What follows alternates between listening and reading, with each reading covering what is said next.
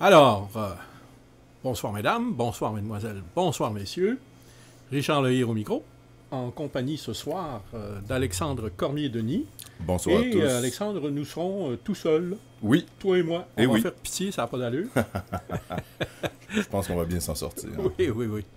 Et vous êtes à l'édition du 20 septembre, mercredi le 20 septembre, l'édition de Point de bascule, votre émission d'information préférée. Hein? Du mercredi. Heureusement que Jean-Claude n'est pas là parce que je me ferais taper sur les doigts. Bon. OK, Alexandre, écoute, une semaine de fou, hein? Oui, oui. Une vraie semaine de dingue. Oui, pas mal de choses qui se passent là avec certains ministres libéraux, en tout cas sur le plan national. Oui. Ah, puis alors... Mais des fois, il y a des trucs, tu sais, qui sont comme ce soir, là, juste avant que je parte de la maison, j'ai vu l'annonce du ministre Barrette qui a soudain trouvé 36 millions pour offrir aux gens, dans les personnes âgées dans les CHSLD, un deuxième bain. Soudainement, on découvre de l'argent. Ben oui, tu te souviendras, il y a quelques semaines qu'on le mettait en boîte pas mal. Ben oui, là-dessus. À cause de la différence de traitement qu'il y avait entre les pauvres personnes âgées dans nos CHSLD et puis les immigrants à qui on ouvrait les portes toutes grandes. On nous expliquait qu'il n'y avait pas d'argent, finalement, pour les gens qui ont contribué au trésor public. Voilà. Et qu'il y en avait beaucoup pour ceux qui n'ont pas encore contribué. Non, c'est ça. Et puis qui n'y contribueront peut-être pas. Peut-être pas. Hein? Ouais. Alors, ça fait partie des petites ironies de la politique québécoise. Mais quand elles surviennent, ça nous fait un petit velours. On a l'impression d'avoir été utile. Oui, tout à fait. Mais ça se mesure au bain. Ben, dans ce cas-ci, oui, effectivement. Voilà. Pour ce qui est Alors, imagine, c'est quand même intéressant de noter que il faut engager 600 personnes de plus pour pouvoir offrir ce nouveau service. Oui, ça veut donc dire qu'il y avait des problèmes de personnel. Ben, comme important. Un peu, oui. Pas compte. Et alors, tu sais, je veux dire, dans le ridicule, on ne peut pas faire mieux. Ça, c'est vraiment prendre les enfants du bon Dieu pour des canards sauvages. Couillard, qui essaie de faire passer l'habilitation sécuritaire de Jean-Marc Fournier comme un brevet d'intégrité politique. Oui, alors que il faut savoir que c'est pas du tout le cas, ça n'a rien à voir. Tu sais, c'est juste un certificat qui établit que tu n'as pas de dossier criminel. Ben oui. Tu n'as jamais eu de poursuite criminelle contre toi. Donc, ça n'implique rien du tout sur les enquêtes qui sont en cours. Absolument rien. Absolument rien. Alors, décerner un brevet de bonne conduite à son ministre sur la base de ça, là, c'est plutôt à l'envers. C'est juste que c'est une preuve qu'il n'y a rien au dossier contre lui pour l'instant. Oui, voilà, pour l'instant. C'est tout. D'ailleurs, comment je dirais, je me faisais cette réflexion-là en regardant tout ce qui se passe là, avec justement les révélations de M. Francoeur sur Jean-Marc Fournier, Raymond Bachand, et je me disais, il y a quelque chose d'un peu terrible quand même, parce que vu le cumul des affaires qui concernent le Parti libéral, c'est comme si on n'était plus vraiment surpris. C'est comme s'il y avait une espèce d'habitude qui s'était créée face à ça, et on se demande vraiment quels vont être les effets concret des révélations. Ben, écoute, là, tu sais, il faut replacer tout ça dans son contexte. Hein. Bien sûr, tout ça a démarré avec la commission Charbonneau. Hein. Oui, bien sûr. Et les événements qui ont précédé la mise en place de la commission Charbonneau. Je te renvoie, là, évidemment, à l'éditorial que j'avais écrit au mois de mai dernier, et qu'on a remis en ligne il y a quelques jours, parce que je me doutais bien que tout ça allait remonter à la surface. Oui. Hein? Alors... l'éditorial sur vigile.québec. C'est ça. Et tu vas trouver le titre, là, je ne m'en souviens plus exactement, mais tu vas te rendre compte que tout le scénario de cette époque-là, je l'ai raconté. C'est un article qui est long. Oui, ce que vous devez absolument savoir et ne jamais oublier sur le PLQ et les gouvernements Charest et Couillard. C'est ça. Allez voir ça sur Vigile, allez lire ça sur Vigile, et vous avez là tous les faits. Oui. Et vous savez qu'est-ce que c'est vous savez même, parce qu'aujourd'hui, Jacques Dupuis, l'ancien ministre, à qui je consacre une section dans cet article-là, OK? Parce que je savais fort bien qu'il allait être mis en cause, OK? Eh bien, il y en a un autre bonhomme là qu'on n'a pas encore vu apparaître, officiellement, mais c'est celui qui était le directeur des poursuites criminelles et pénales à l'époque, le juge Dionne. Ah oui. Et c'est lui là, qui a retenu, empêché un certain nombre de poursuites d'être entreprises, malgré les pressions qu'il subissait de la part des corps policiers. D'ailleurs, petite parenthèse, tu as fait une vidéo là-dessus, d'ailleurs, sur Nomos TV, oui. Sur l'État profond canadien, où tu reprends principalement ces éléments-là. Donc, on peut renvoyer aussi les auditeurs à Nomos TV là-dessus. Bien sûr. Également au texte. Chacun prêche pour sa paroisse. Ah bah oui, tout à fait. Mais tout ça pour dire qu'effectivement, je pense qu'on est à peu près ici dans les milieux les plus... je dirais les plus lucides sur la condition actuelle du Parti libéral. Ici à Point de Bascule, sur Vigile, sur Nomos TV. Ma déprime était d'un autre ordre, c'est-à-dire que je me disais que finalement, pour la population, le fait d'entendre sans arrêt parler de scandales au sujet du Parti libéral, ça a un effet un peu neutralisant.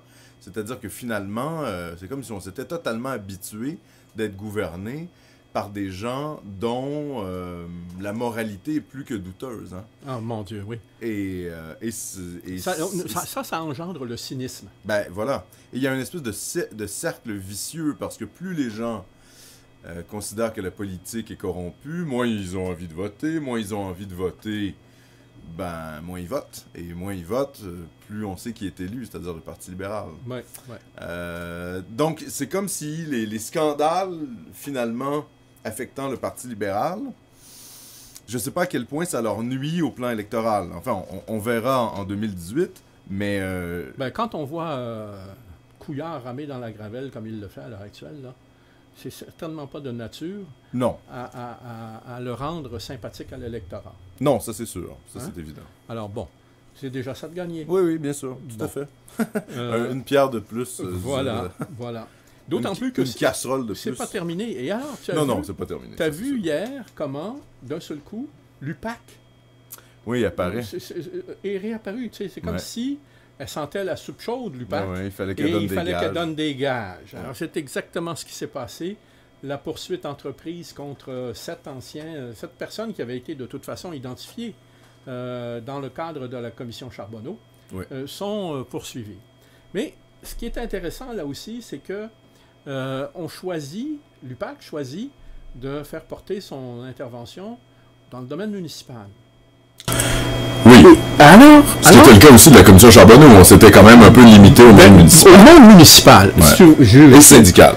Et c'est le point que je veux te souligner. Ouais. Et de souligner à nos amis là, qui nous écoutent. Parce que... À nos auditeurs. C'est ça. Dans cette affaire-là, tout a commencé par, tu te souviendras, des questions soulevées sur des transactions qui ont donné lieu finalement à la commission Bastarache, hein, oui. Sur la nomination des juges. Oui, tout à fait. On avait restreint ça. Mais dans le fond, qu'est-ce qui s'était passé? C'est que l'ancien ministre libéral Marc Bellemare avait fait des déclarations à l'emporte-pièce qui mettaient en cause le financement du Parti libéral et certaines entreprises de construction proches du Parti libéral. Et en particulier, il mentionnait le nom d'un entrepreneur qui s'appelait Franco Fava, la compagnie Nielsen. Mm-hmm. OK? Il y a eu une enquête qui a été faite par l'organisme qui a précédé l'UAC, l'unité anticorruption, hein, le ministère des Transports, dont on avait confié la direction à Jacques Duchesneau. Ah. Il y a eu une étude aussi qui avait été, pas une étude, une vérification qui avait été faite par le vérificateur général, Renaud Lachance, celui qui a participé à la commission Charbonneau, et qui avait clairement établi toutes les malversations qui avaient cours au ministère des Transports, dans l'attribution des contrats. Ouais. OK? Et c'est quand même surprenant que, quand on arrive à la commission Charbonneau, alors que Renaud Lachance fait partie de la commission, d'un seul coup, on échappe le dossier du ministère des Transports. Ouais, et que tout est les révélations sont finalement pas du tout tout orienté sur le monde municipal. Ouais. à Laval et à Montréal. Ouais. OK? Tu sais, je veux dire, c'est comme étrange, hein? C'est un peu étrange. C'est très étrange. Et c'est encore plus étrange lorsque tu regardes le rapport de la commission Charbonneau et que tu vois que, au moment de la conclusion, Renaud Lachance, qui a pourtant fustigé le ministère, tu sais, il se dit « Ah non, on ne peut pas, il faut faire attention, réputation. » Écoutez, là, ça commence à sentir le soufre pas mal. En fait, ça sent tellement le soufre que la situation est la suivante. Il est de notoriété publique dans les milieux politiques que Renaud Lachance est vulnérable en raison de ses préférences sexuelles. Ah! Voilà. Et qu'il serait donc contrôlable. D'accord. À cause de ça. D'accord. Donc, il subirait une forme de muselage en raison d'éléments touchant à sa vie personnelle. Voilà. D'accord. OK. Donc, on voit tout de suite là, que ça met une toute autre couleur à l'affaire. Sur les événements. Hein? Et puis, quand on regarde encore, on creuse. Il faut creuser, là. Mais ça, cette information... Excuse-moi, Richard, je te coupe.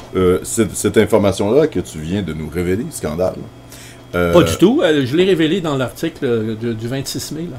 Ah, c'est ça. Parce que j'avais déjà vu ça. Bien sûr. Et ça, c'est des informations que toi, tu possèdes en lien avec le monde politique. C'est ça. D'accord. Mais c'est... À l'extérieur de tes écrits, est-ce que c'est sorti? Est-ce qu'on a vu ça dans la presse? Je pense pas, hein? Ça court de... D'accord. C'est un peu une espèce de... De bouche à oreille. Là. Je comprends. D'accord. Ouais. On est un peu dans les coulisses de la politique. Là. On est définitivement dans les coulisses de la politique. Qu'on révèle au grand jour. Oui, c'est ça. Et d'ailleurs, mais au fond, quand on dit les révèle au grand jour, c'est pas vrai. Toutes ces choses-là, parce qu'on n'a rien inventé. Non. Pour l'article que j'ai écrit, tu te rends compte, je veux dire, je pouvais pas me permettre d'écrire n'importe quoi. Sans ça, on aurait été poursuivi. Oui. OK? Puis on a un petit peu une expérience des poursuites, on sait ce que c'est. OK?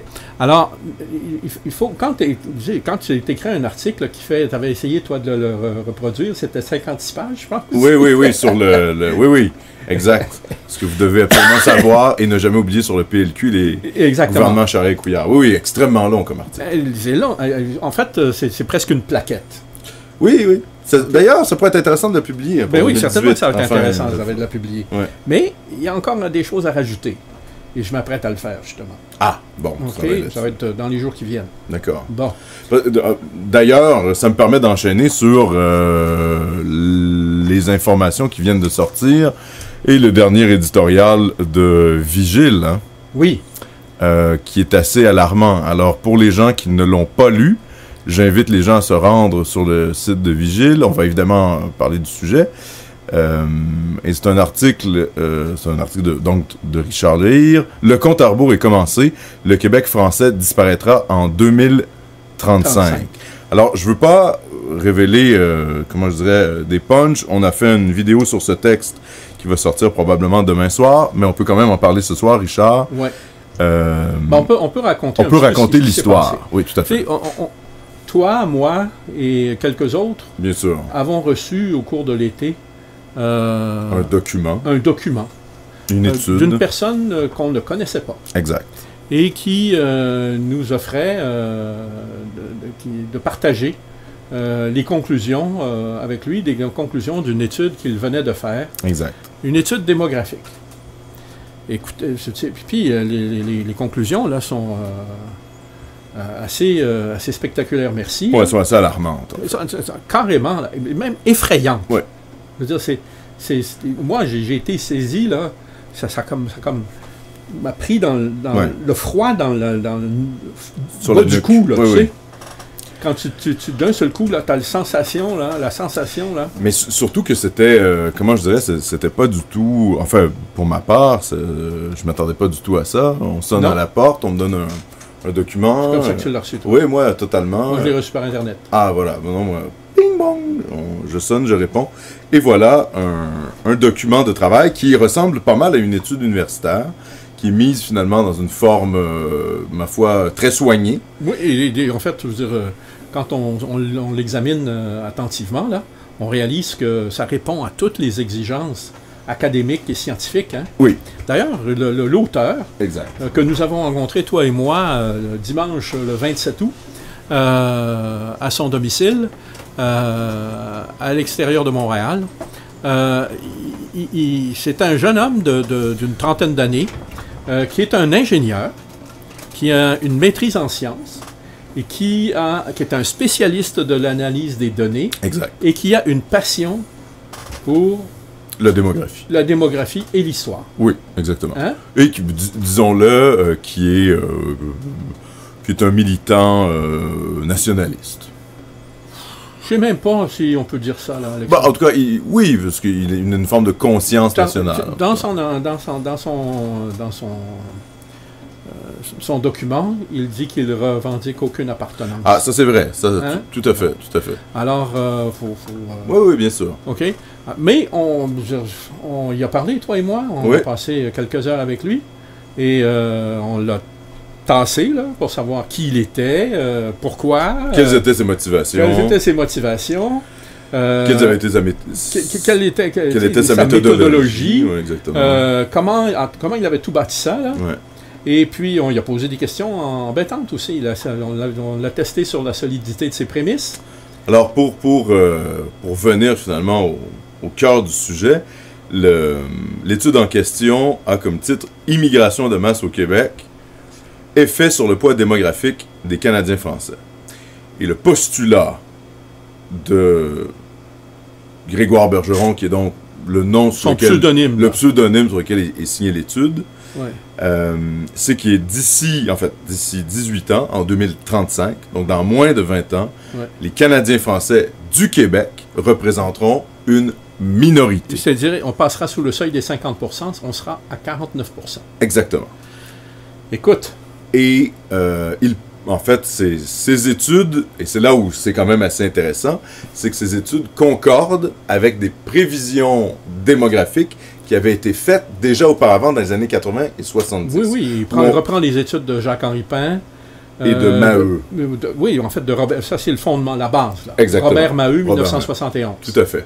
OK? Et c'était assez intéressant parce qu'il nous a expliqué qu'aujourd'hui, avec le recensement de la population, il y a une espèce de confusion qui a été créée dans les origines de la population.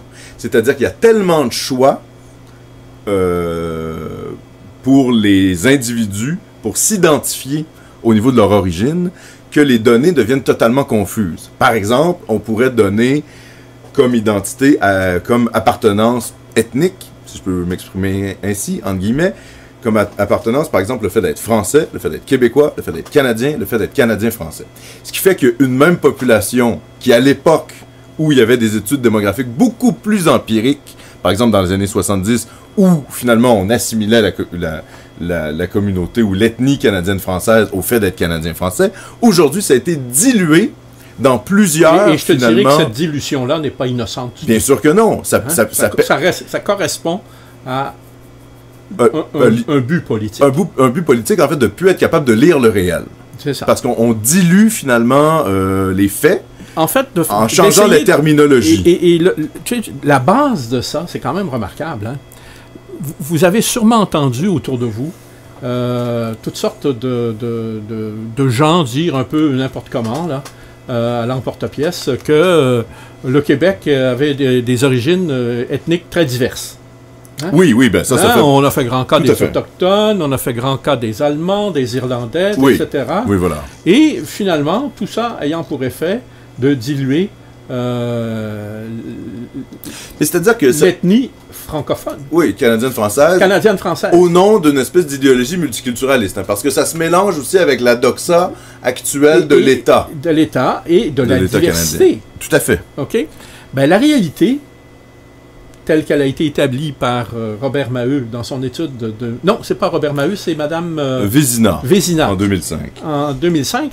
La vérité, c'est que les Québécois sont à 89,3%. 89,8% d'origine française. Ouais.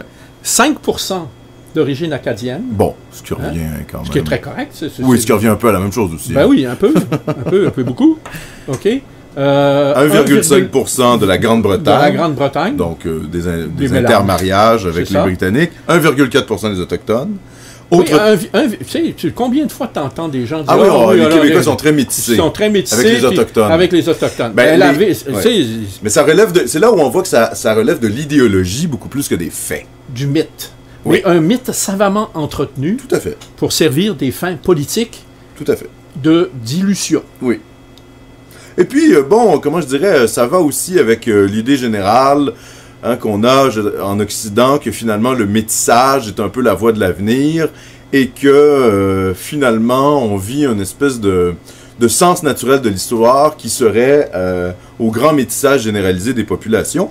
Donc le fait de se réclamer d'un métissage même antérieur nous fait finalement appartenir à la grande marche de l'humanité. Oui, de l'humanité vers une humanité plus métissée, donc meilleure. Hein? Il y a une forme d'eugénisme aussi inversé. Ben oui. Qu'on est en train de vivre. Hein? On entend ça, les enfants métis sont plus beaux, les enfants métis sont plus intelligents, les enfants métis courent plus... Il y a tout ça. Hein? C'est comme une espèce d'eugénisme inversé. Ouais. Hein? Aujourd'hui, les gens sont, sont dans l'idéologie antiraciste sans savoir pourquoi. Et de la même manière qu'il y a 40 ans, 50 ans, les gens étaient racistes sans non plus savoir pourquoi.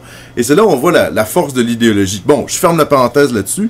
On peut continuer sur l'étude, mais tu as tout à fait raison. C'est extrêmement intéressant de savoir que cette partie-là de l'étude, où il nous rappelle que... Quelles sont véritablement nos origines. Oui, à 89,8%. Alors, il faut conclure de ces chiffres que le Québec et les Québécois sont carrément dans une catégorie à part.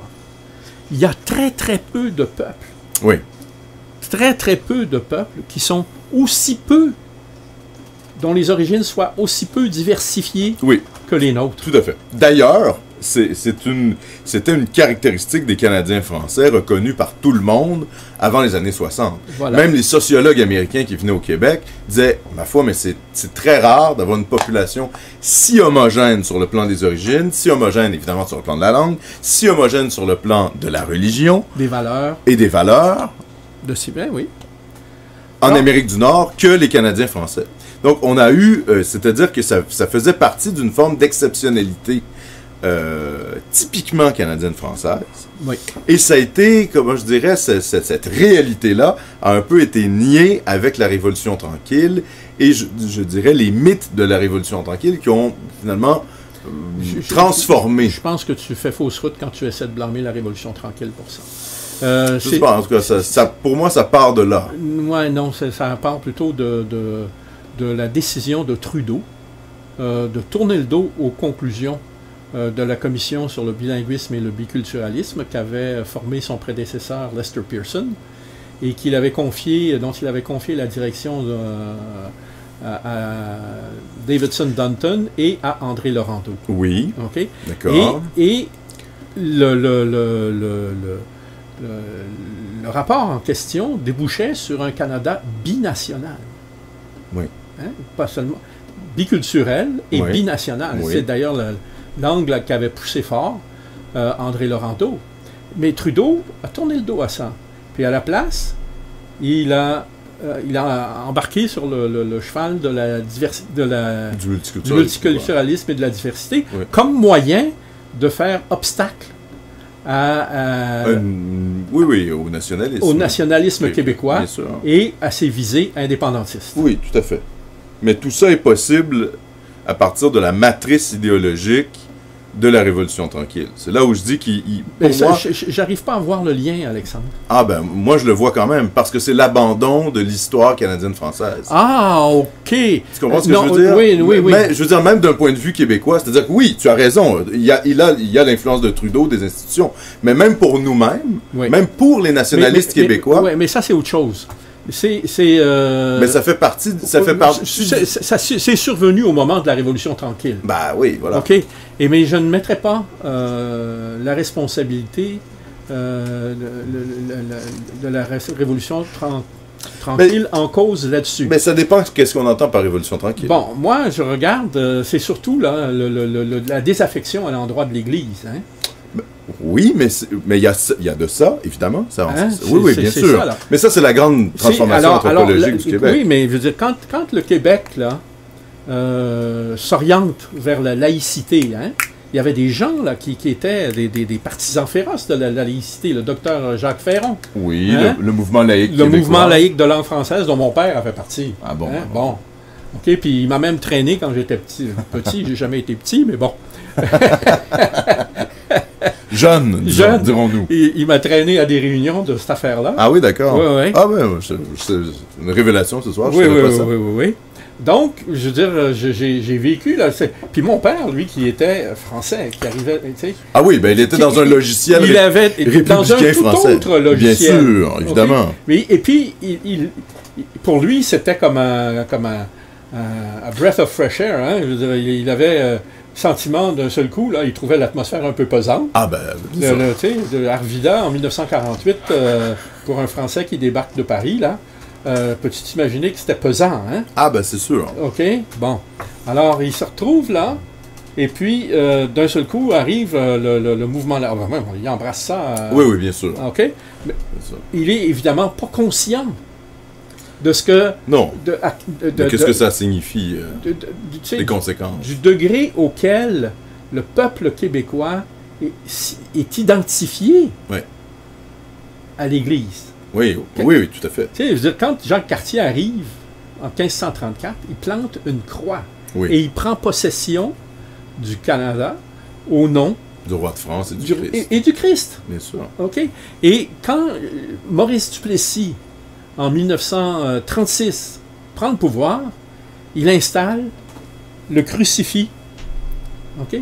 À l'Assemblée nationale. À l'Assemblée nationale, parce qu'il a le sentiment que le Québec cherche à se détacher de ses origines. Ouais. Et c'est ce qui, effectivement, s'est produit sous les libéraux qui ont été au pouvoir très longtemps avant l'arrivée de Duplessis. Oui, pendant 40 ans. Pendant 40 ans, bon. Ça s'est terminé avec le règne de Taschereau en 1936. Bon. Bon, on commence à s'éloigner un peu de l'étude, là, non, Richard. on est drette dans l'étude, Alexandre. J'aime ça. Tu nous ramènes dans l'étude. On est drette dans l'étude, parce que ça, c'est fondamental. Et le drapeau du Québec. En 48. En 48. Par ce même Duplessis. Par ce même Duplessis. Tant honni dans la doxa actuelle souverainiste. C'est ça. Ce qui est un peu problématique. Ce qui est complètement problématique, puis surtout complètement idiot. Oui, voilà. Un peu adolescent. Très. Ouais. OK? Tu sais, la grande noirceur, là, entre toi et moi, là... C'est un mythe libéral. C'est un mythe libéral. Bon. Dont il va falloir sortir, d'ailleurs. Oui, parce qu'il y a des choses, des contributions exceptionnelles. Notamment dans la construction de l'État québécois. Voilà. Je veux dire, même d'un point de vue, même si on n'est pas sensible aux arguments, je dirais, conservateurs ou catholiques, on peut... Je veux dire, c'est évident qu'on doit beaucoup de choses à Duplessis, notamment dans son combat contre l'invasion des champs de compétences par le fédéral. Il faut arrêter de tout regarder à travers les... Bien sûr, évidemment, et je le souhaite profondément. Si on peut réussir à réveiller un ou deux journalistes sur la question pour diffuser... Oh, il faut que ce soit bien plus que des journalistes, il faut que ce soit les patrons des journalistes. Oui, évidemment. Si ça peut être les patrons des journalistes, c'est encore mieux. Mais ce que je veux dire, c'est que si ça peut être diffusé, parce que, à la limite, même s'il y a des démographes qui s'intéressent à l'étude, qui peuvent... je ne sais pas, nuancer les pronostics, nous dire que effectivement il y a une tendance générale, mais que la marginalisation se passera plutôt en 2040 qu'en 2035, vous voyez, ce genre de choses-là, c'est tout à fait possible. Mais pour ça, c'est fou, parce qu'il faut que ces universitaires-là, comment je dirais, fassent un acte de courage politique en osant aborder le sujet. Regarde simplement la conséquence. Tu parles d'université puis d'universitaire.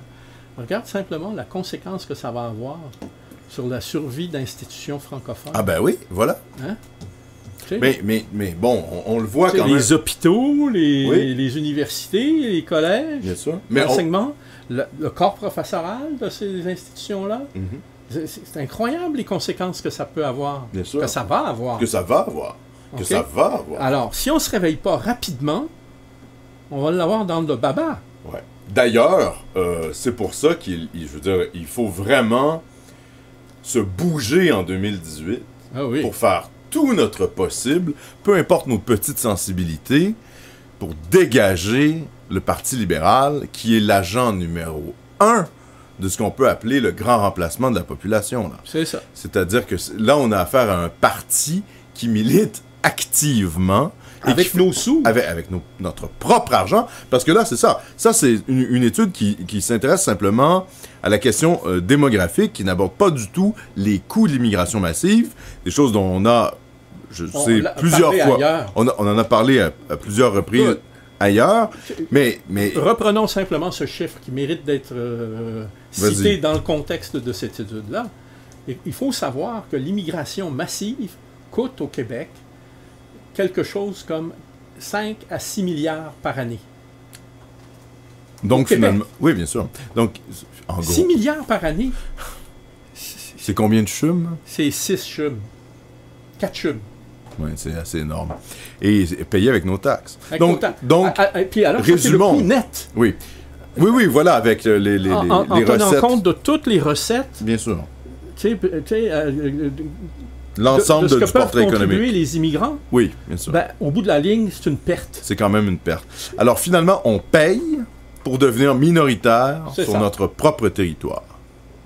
C'est assez catastrophique. C'est assez, je veux dire, plus masochiste que ça, tu meurs. Oui, et c'est pour ça que même s'il y a des positions extrêmement molles de la part des autres partis représentés à l'Assemblée nationale, il n'en demeure pas moins que le Parti libéral est le parti le plus apocalyptique dans ses prises de position sur l'immigration, surtout considérant les chiffres qu'on vient de vous donner, c'est-à-dire la marginalisation programmée des Canadiens français en 2035. Je fais juste rappeler pour nos auditeurs que la position de la CAQ est une position, je dirais, très très molle sur la question de l'immigration. Hein? Nous recevons actuellement 53 000 en 2017 immigrants. Nous avons 53 000 immigrants cette année. Le Parti libéral parle d'augmenter à 60 000, 61 000. Ouais. La CAQ parle uniquement de réduire l'immigration à 40 000 par année. Puis Jean-François Lisée a évoqué pendant la campagne à la chefferie le chiffre de 30 000. Il a évoqué le chiffre de 30 000 et il parle, la position maintenant, je crois, officielle du Parti québécois, c'est de dire nous allons remettre la question des taux d'immigration au vérificateur général, je pense. Ouais. Pour créer une commission d'enquête afin de savoir quels sont nos réels besoins en termes d'immigration. Bon, évidemment, on se doute qu'il va pousser dans le sens d'une réduction de l'immigration, qu'il n'y aura pas d'augmentation. Mais tout ça pour vous dire que... Mais ça dépend si le vérificateur général est un libéral ou pas. Ben, on se doute qu'il y aura peut-être des changements. Tu sais, c'est des mandats qui sont attribués pour des périodes données. Oui. Donc, tu peux pas les remplacer, à moins que... Mais il faut vérifier. Je suis pas sûr que c'est le vérificateur général. Je pense que c'est ça, sa proposition? Ben, je ne sais pas, je me souviens plus, là. Oui, il faut vérifier. C'est une commission indépendante. Ouais. C'était ça l'objectif de Jean-François Lisée. Alors, on vérifiera. Ce que je veux dire, c'est que malgré tout, des positions... très raisonnable. On n'est pas du tout dans des positions où on parle de moratoire de l'immigration. Ben, moratoire, ça voudrait dire zéro. Ben, pour une période donnée. Et si c'était zéro, on économiserait 6 milliards par an. Oui. Et on ralentirait... Un 6 milliards notre disparition. Qui n'aurait pas pour effet d'augmenter notre dette. Exactement. OK? Exactement. Donc, relativement parlant, on se retrouverait à réduire notre dette. Oui. Et... à stopper la pente glissante de notre marginalisation démographique. C'est ça. Ce qui fait que ce qui paraît comme une posture alors, à qui ça radicale, le plus, ça? Le moratoire sur l'immigration? Si on devait faire ça. Au Parti libéral du Canada? Non. Au Parti libéral du Québec? Que ça. Hein, qui profite? Bon, c'est sûr, toutes les entreprises profitent. En quoi? C'est parce que ça empêche une augmentation des salaires. Ah, ben ça, c'est évident. Hein? Ça, c'est donc, ça maintient à un niveau plus bas les coûts. Les coûts de main-d'œuvre. Bien sûr, parce qu'on peut engager des gens qui, finalement, ont très peu de formation, qui sont prêts à travailler pour à peu près n'importe quel salaire, pour à peu près n'importe quelle condition ça empêche la syndicalisation. De travail. Ça brise les solidarités syndicales. Ah, mais ça, c'est évident. Il y a une alliance de la gauche multiculturaliste, de la droite néolibérale et des libéraux. aux promoteurs immobiliers. Ah, entre autres choses. Qui construisent des logements. Oui, bien sûr. Ça profite à qui? Aux commerçants des centres commerciaux qui voient affluer une nouvelle... Tu sais, c'est de la demande qu'il faut satisfaire. Promène-toi dans certains grands quartiers là, où il y a des fortes concentrations d'immigration. Va dans les magasins Walmart, Canadian Tire, Costco. Va voir comment ça sort. Okay? Tu vas être surpris. OK? Ce gens-là achètent, ils se meublent, ils se logent. Oui. OK? Ils font des dépenses. Ça profite à qui, les dépenses? Aux banques. Alors, tu comprends-tu qu'il y a des intérêts ah, ben ça, c'est évident. Très, très importants qui évident. Poussent au crime? Oui, bien sûr. Ah, ben oui. Le crime étant notre disparition. Oui, oui. Hein? Oui, notre disparition. Et là, c'est-à-dire, ce qui est intéressant avec cette étude, c'est qu'on sort du simple, je dirais, du simple constat visuel. C'est-à-dire que, par exemple, je viens de prendre le métro, par exemple, pour venir ici... au studio. Au studio, je prends les transports en commun, etc. Évidemment, on se rend compte qu'il y a un changement démographique évident de la population à Montréal. Parce que là, je rappelle aussi, évidemment, l'émission est sur le web, c'est diffusé partout sur le Québec. Il y a des gens peut-être même à l'extérieur du Québec qui nous écoutent. Évidemment, les changements démographiques se sentent beaucoup moins à l'extérieur de Montréal. Hein. C'est Montréal qui est principalement affecté, quoique, bon, ça se voit quand même à Sherbrooke, à d'autres endroits. On est même écouté en Suède, figure-toi donc. On est même écouté en Suède. Bon, on salue nos auditeurs suédois. Mais évidemment, à Montréal, on voit qu'il y a un changement de population qui est évident. Et là, bon, là, comment je dirais, c'est absolument pas quelque chose de scientifique, là. C'est simplement une espèce de constat visuel. Ouais. On entend de plus en plus parler anglais, on voit que les gens sont pas d'origine canadienne-française, etc. Même dans les quartiers traditionnellement francophones, tout à fait. D'un seul coup, on se surprend à voir des gens arriver, non seulement à ne pas parler français, à parler l'anglais, mais à être incapable de parler français. Ouais, exactement. On se croit revenu à 1965. Oui. Hein? Et même s'il y a de l'immigration francophone, ça n'en demeure pas moins que ce ne sont pas des Canadiens français. C'est-à-dire que c'est quand même des gens, en plus, qui ont des réflexes électoraux plutôt fédéralistes et plutôt libéraux.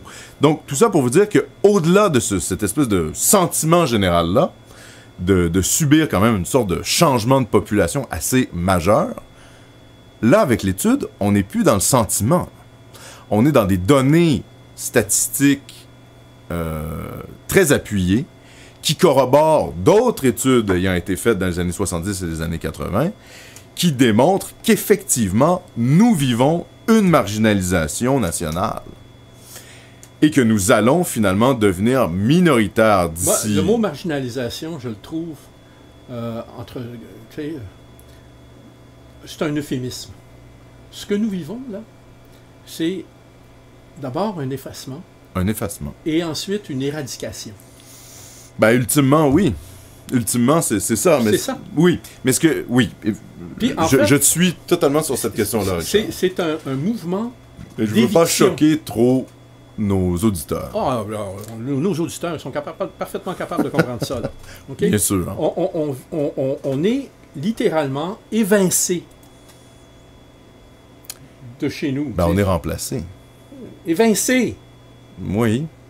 L'éviction d'abord, le remplacement ensuite. Oui. OK? Alors, qu'on consente à ça.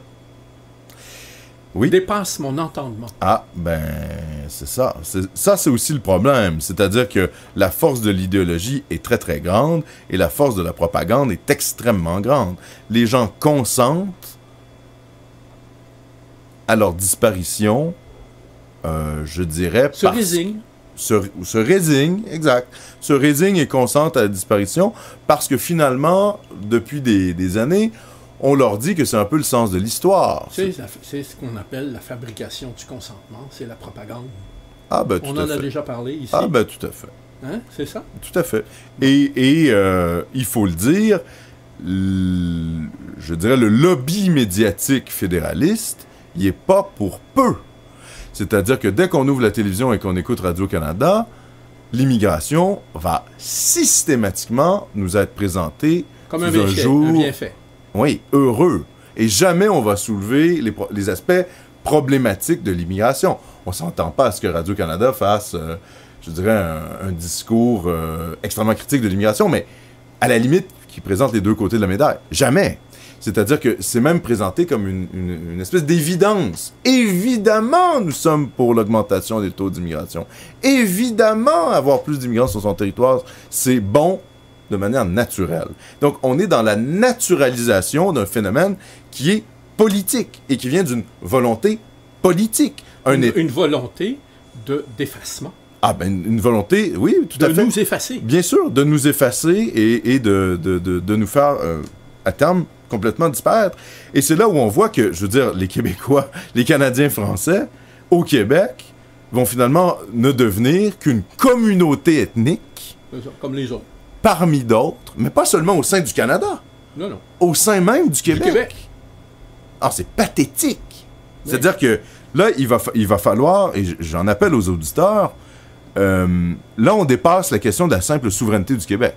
Là, on ne parle plus de créer un État souverain d'Amérique du Nord, on parle de la survie nationale. C'est ça. Et si on n'est pas capable de se mobiliser un tant soit peu, ben, si on n'est pas capable de se mobiliser, on s'en va vers la disparition totale. Donc, il va falloir se... mériter notre survie. Ben, par le combat. Et comment je dirais, c'est un appel à réveiller nos concitoyens sur cette question-là majeure. Donc, j'invite les gens à lire l'étude, ou en tout cas, à lire la conclusion, lire l'article de Richard et à le diffuser le plus possible sur les médias sociaux. Peut-être même à le diffuser à leurs députés, hein? Oui, n'hésitez pas à l'envoyer partout. Ah ben oui, envoyez-le aux députés. Faites-le lire à votre belle-mère. Exactement. Envoyez-le à votre député, envoyez-le à vos voisins.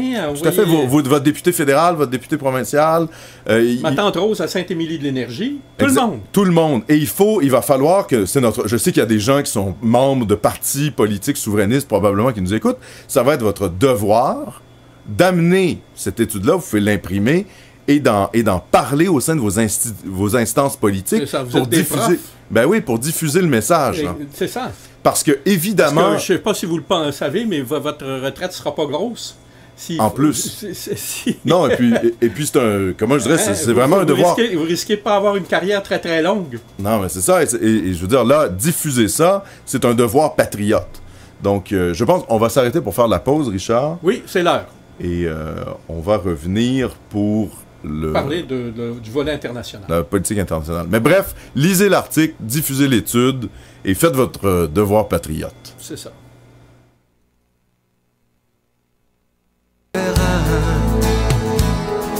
Dans une autre vie, je veux plus être une étoile parmi les demi-dieux.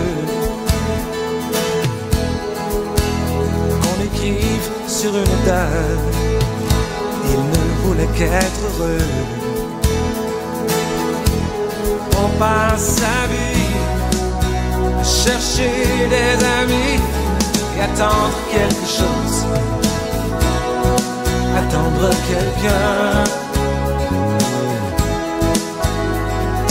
tout remettre en cause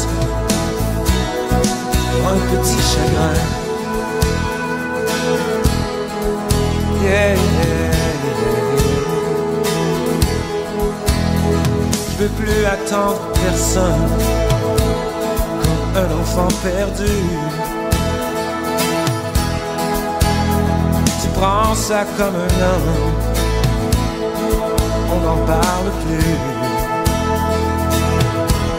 On passe ses jours à chercher de l'amour et attendre quelque chose, attendre quelqu'un, tout remettre en cause pour un petit chagrin. Tu peux prendre le highway et rouler jusqu'en enfer. Moi j'ai pris le sentier qui suit la rivière. Wow. Faudra toujours porter la faute si t'es pas comme les autres. Yeah, yeah, yeah, yeah. Oh, oh, oh, oh. Toujours attendre que le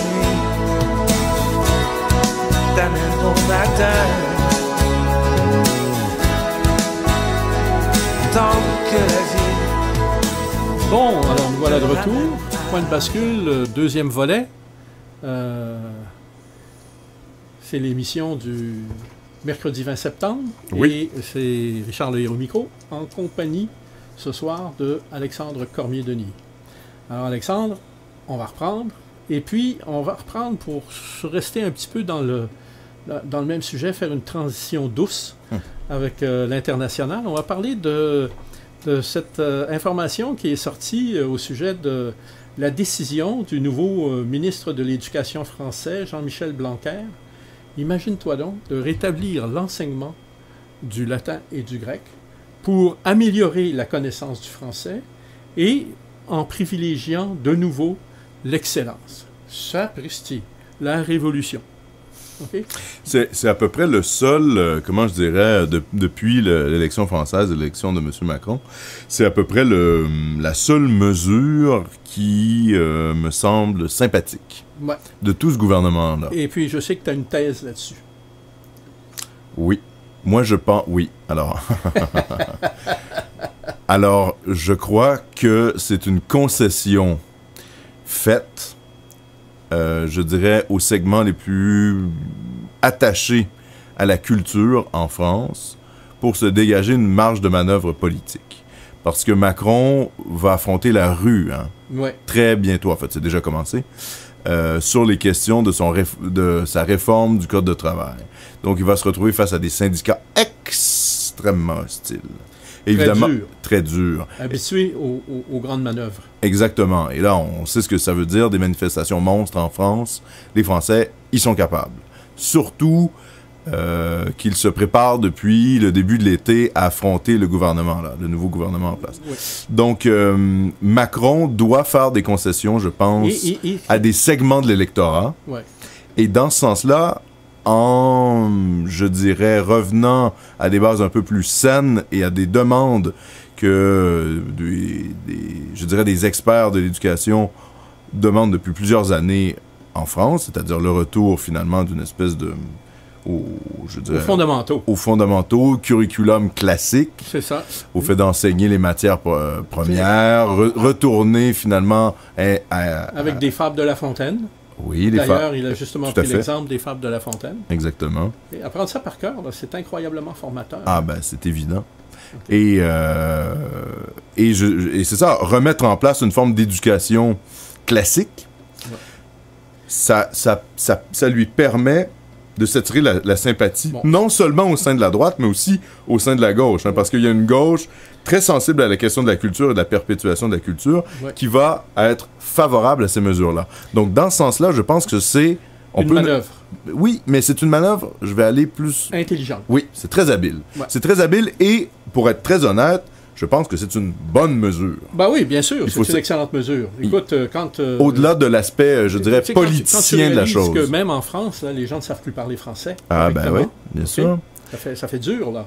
Mais même dans les chansons, on me faisait remarquer il n'y a pas très longtemps qu'il y a des expressions qui, dans ma tête, étaient vraiment des expressions qui étaient des anglicismes qu'utilisaient uniquement les Québécois, se mettent à être maintenant utilisés de manière assez... courante en France. Oui, même dans les chansons, dans la musique, etc. Donc... c'est une forme de colonisation. Oui, l'anglicisation se nous, fait, on sait ce que c'est depuis longtemps. Oui, évidemment. On a toujours vécu ça, fait qu'on n'est pas... On n'est pas choqué, mais c'est choquant de voir que ça se reproduit de manière si rapide en France. C'est ça. Ouais. C'est ça qui est vraiment ahurissant. Il y a quelques années, moi, quand j'étais allé, une des dernières fois où je suis allé en France ces dernières années, j'avais été choqué, justement, en prenant une voiture à l'aéroport, de réaliser que toutes les chaînes étaient... diffusaient de la musique en anglais. En anglais. Ouais. Il y avait impossible de trouver une chaîne sur ce char-là. Mon Dieu. Si vous me passez l'expression. qui parlait pas anglais. Ouais. Alors, j'étais renversé. Ben oui, je comprends. Et consterné. Mais même les commerces à Paris, il y a une loi tout bon, là, qui est une espèce de loi d'affichage un peu comme la loi 101, mais elle n'est pas du tout respectée. Non. Et ça paraît. C'est-à-dire qu'à Paris, c'est assez frappant, le nom des commerces, très anglais.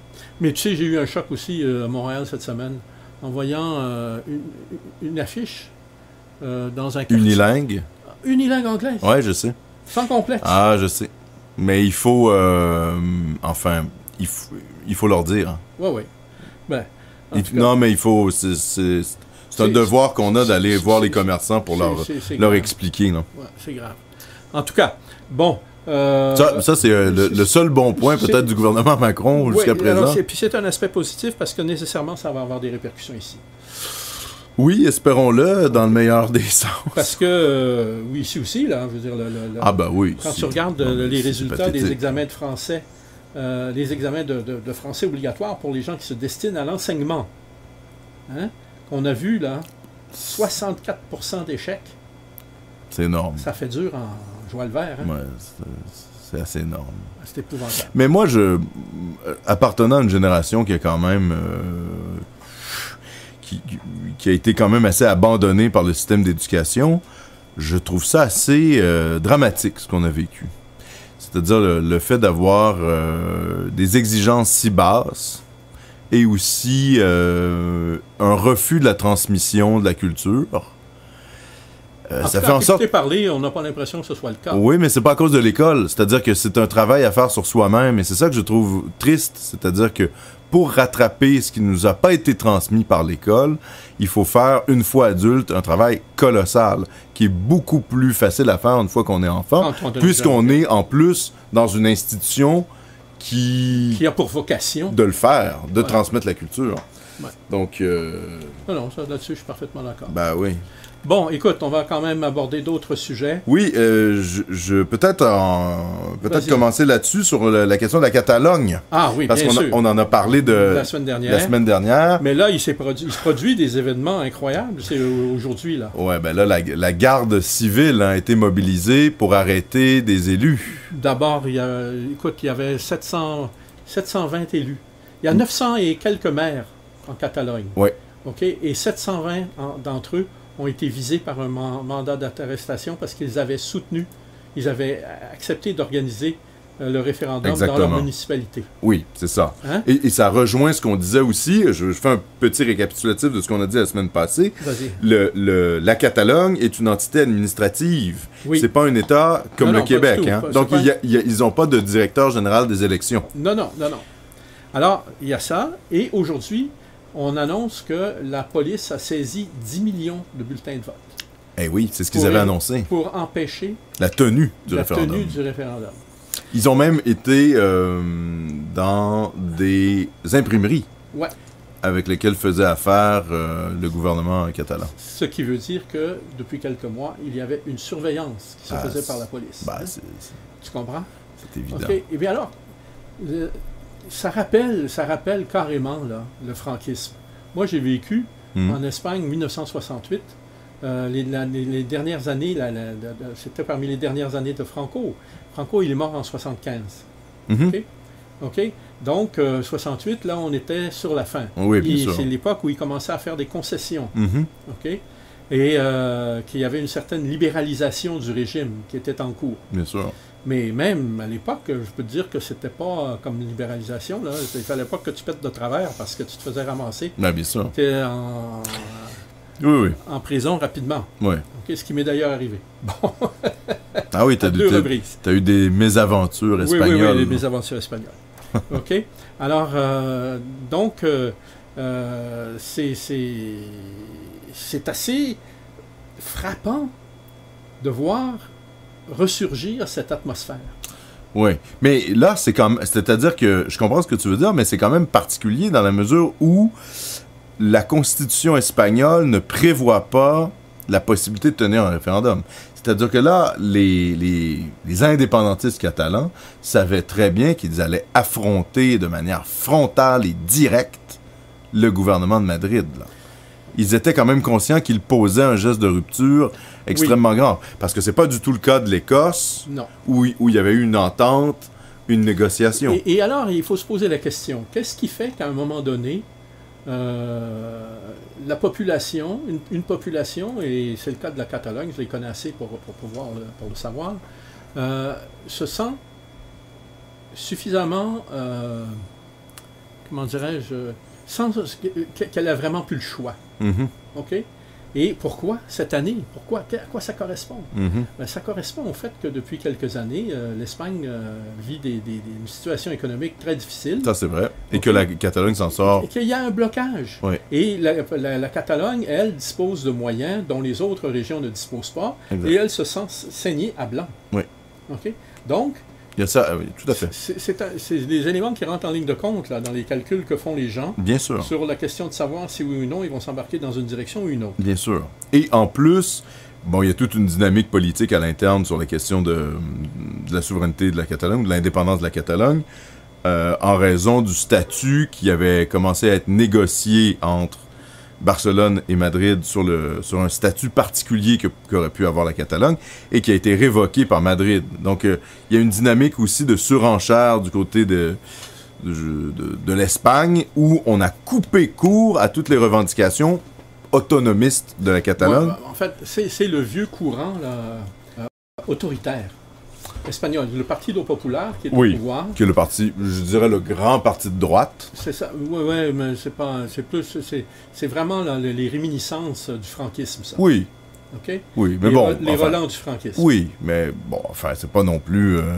C'est-à-dire, c'est quand même un parti qui accepte la démocratie, etc. Hein. Oui, mais bon, tu t'imagines qu'ils ont la même définition de démocratie que non, mais d'accord, mais je veux dire, il y a quand même une alternance des gouvernements en Espagne, etc. Oui. On est quand même pas à l'époque de Franco. Socialiste, là, non, il y a eu de l'alternance. Oui, il y a eu de l'alternance. Mais tu sais, faut être conscient d'une chose. Le Parti socialiste espagnol était aussi peu socialiste que ne l'était le Parti socialiste français. C'était vraiment la gauche caviar. Oui, oui, bien sûr. Avec Felipe González. Non, bien sûr, mais bon, en tout cas, il y a eu une transition entre des partis politiques. Enfin, bref. On t'a présenté ça comme une alternance démocratique. Et on a mordu à l'hameçon. Oui, mais dans le fond, c'était le même régime qui survivait d'un gouvernement à l'autre. Oui, mais on peut faire la critique de toutes les démocraties libérales dans ce cas-là. Mais puis on doit. Ah, ben voilà. Dans ce cas-là, on peut dire la même chose avec les républicains et les démocrates Absolument. aux États-Unis. On peut faire la même chose avec les conservateurs et les travaillistes en Grande-Bretagne. Non, c'est différent parce qu'en Angleterre, il y a des... Il y a la reine. Il y a des traditions. Qui pèsent un poids très lourd. Il y a des traditions, mais il y a des traditions aux États-Unis aussi. Oui, non, pas de la même façon. En Angleterre, là, il faut être conscient que en Angleterre, là, la lutte des classes, elle a existé. Oui. Et puis elle a pris parfois des formes extrêmement violentes. Oui. Hein? Oui. Dans les années 30, il y a des affrontements très, très durs entre le patronat puis le travail. Hein? Mm-hmm. Ça a viré des grèves épouvantables dans les mines. Oui, d'accord, mais tout ça, là. Regarde un homme comme Tony Blair. Oui.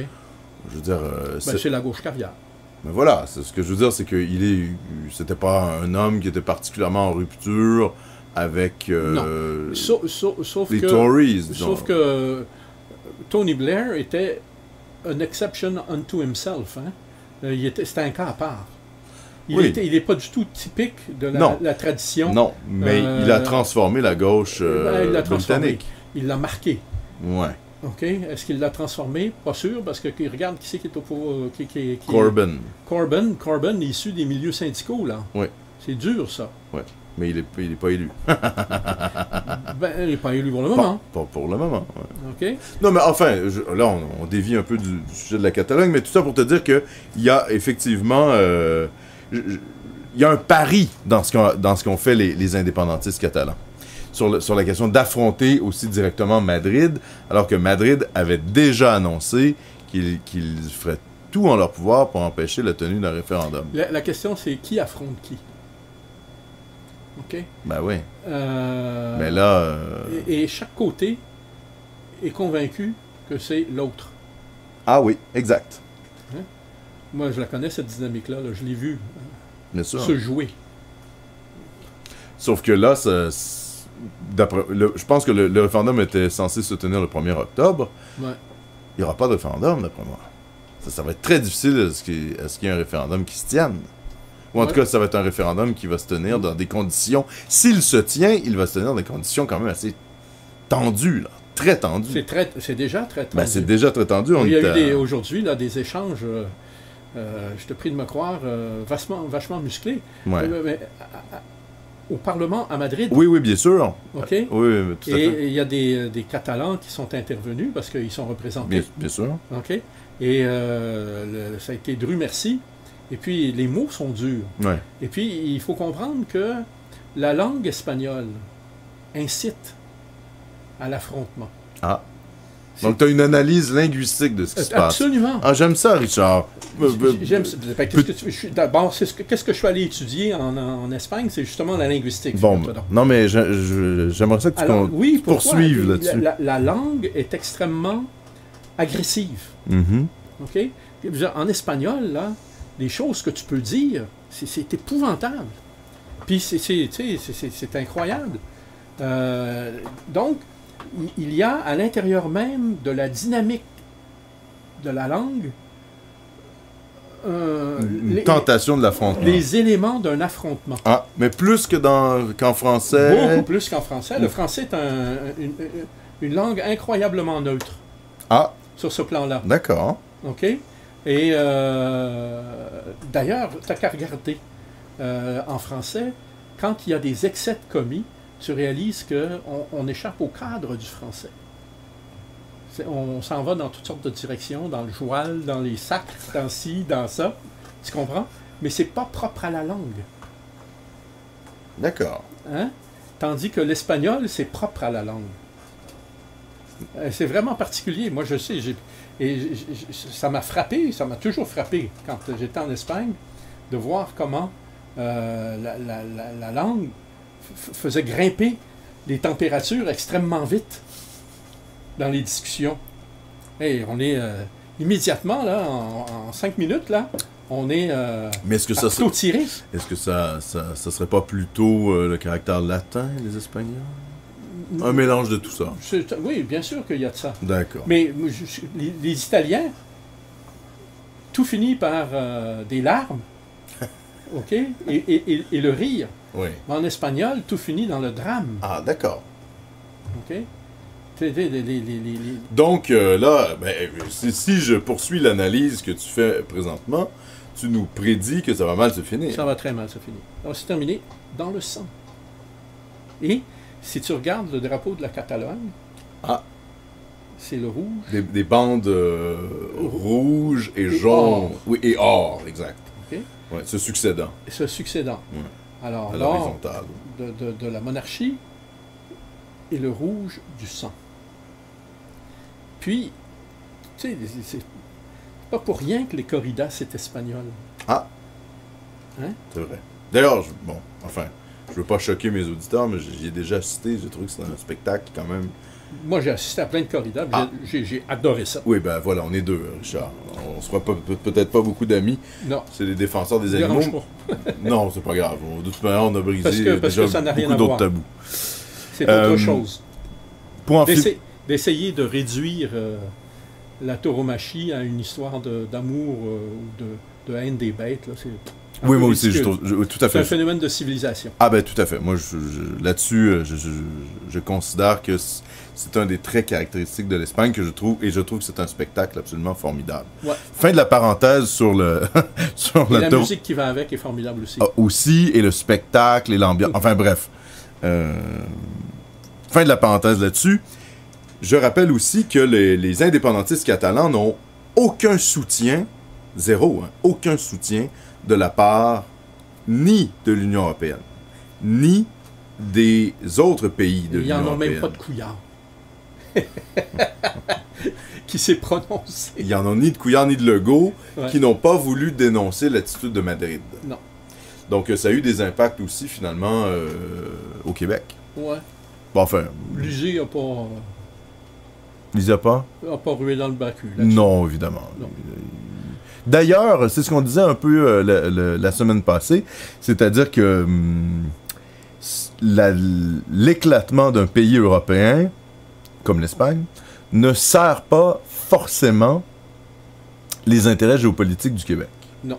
Et ça, il faut le reconnaître aussi. Hein. Oui, et puis ensuite, il faut comprendre, il faut arrêter de s'imaginer qu'on a nécessairement une solidarité à avoir avec tous les peuples qui aspirent à l'indépendance. Chacun le fait pour ses raisons et ses intérêts et ses besoins. Oui. Et c'est pas nécessairement les mêmes. Et puis, je pense qu'il y a quelque chose de même pervers. C'est-à-dire que c'est une lutte, et Jean-Claude a eu cette expression-là la semaine passée, je pense que c'était l'expression juste, c'est une lutte qui devient compensatoire. Comme on n'est pas capable de faire l'indépendance ici, oui, c'est ça. On transmet notre désir de liberté. On le transpose dans la réalisation des autres. Exactement, on le transpose ailleurs, en Écosse, en Catalogne et tout ça. Et finalement, ça nous évite de faire un constat sur ce qui se passe ici, notamment le constat qu'on a fait il y a quelques minutes, l'effondrement démographique. Bon. Alors que ça, c'est beaucoup plus important pour le Québec que la souveraineté catalane. Enfin bref. Voilà, exactement. Sinon, mon cher Richard... Bon, alors, il y a plein d'autres choses qui se passent dans le monde. Oui, je sais bien. OK, regarde, écoute, c'est la semaine là, de l'Assemblée générale des Nations unies. Ah! On a assisté à des prestations assez spectaculaires de la part de certains chefs d'État, notamment de M. Trump. Ah! Il ne s'est pas fait que des amis, hein? Ouh là là, ouh là là. Non, d'ailleurs, je dois dire que j'ai écouté son discours. Oui, j'ai écouté son discours en entièreté. Ça m'a quand même fait... J'ai quand même trouvé ça assez drôle. Mais finalement, on a retrouvé quand même la désignation... Alors, deux commentaires sur le discours de Trump.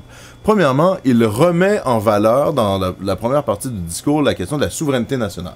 Oui. Il défend beaucoup la question de la souveraineté nationale, le fait que les États sont là pour défendre leurs intérêts dans une forme d'harmonie commune, en fait, etc. c'est un comment dirais-je, un plaidoyer de pro-domo. Parce qu'à l'heure actuelle, les États-Unis s'éloignent et ont besoin de le faire pour se requinquer eux-mêmes.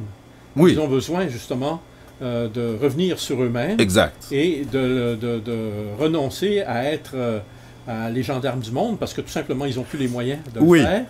Et puis, à l'heure actuelle, il est loin d'être certain que militairement, ils auraient le dessus. Mais, et c'est là tout le paradoxe un peu de son discours, c'est que dans un premier discours, il nous annonce un discours extrêmement souverainiste, patriote, enraciné, où on a l'impression qu'il veut finalement axer toute sa politique sur les États-Unis. Et finalement, en deuxième partie, on a l'impression qu'il y a une volonté, justement, comme tu viens de le dire, de jouer aux gendarmes de la planète, en désignant évidemment la Corée du Nord, en désignant l'Iran comme adversaire, en désignant la Syrie de Bachar el-Assad, en désignant même Cuba et le Venezuela. Son discours paraît avoir été écrit par un comité. Ah, oui, tout à fait. Tout à fait. Et tu sais comment on définit un chameau? Comment les Américains définissent un chameau? Deux bosses? Non, non. Ah. Un cheval dessiné par un comité. Ah oui, ben c'est ça. Ah oui, je connaissais pas cette expression-là, mais effectivement, c'est assez juste. Voilà. Il y a un peu de tout pour tout le monde. Il y a de tout pour tout le monde. Oui, exact. Okay. Et même les Russes y ont trouvé matière à se réjouir. Hein? Parce qu'il a dit qu'il était nécessaire pour les États-Unis et la Russie de reprendre contact. De se parler, oui. Et de se parler. Alors, ça, c'est le discours qui tient aux Nations unies, mais par en arrière, son monde l'oblige à tenir un tout autre discours. Par exemple, un bon exemple aujourd'hui, à cause de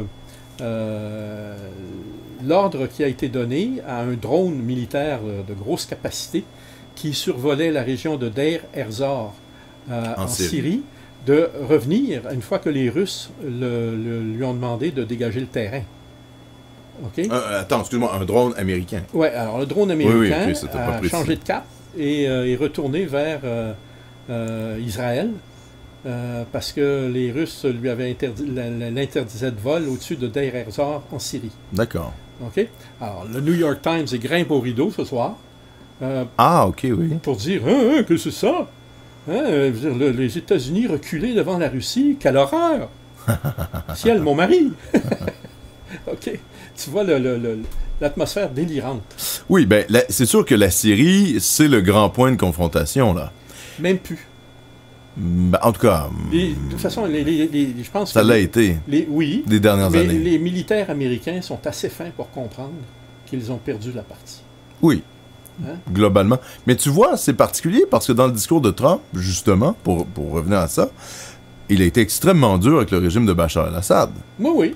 Alors qu'en campagne présidentielle, c'était tout autre chose. Oui, il l'encensait presque. Ouais, c'était Ouais. tout autre chose. Mais je veux dire, tout ça là, ne fait que te dire à quelle pression la présidence américaine Oui, est oui. soumise Oui, bien par les sûr. forces internes. Bien sûr.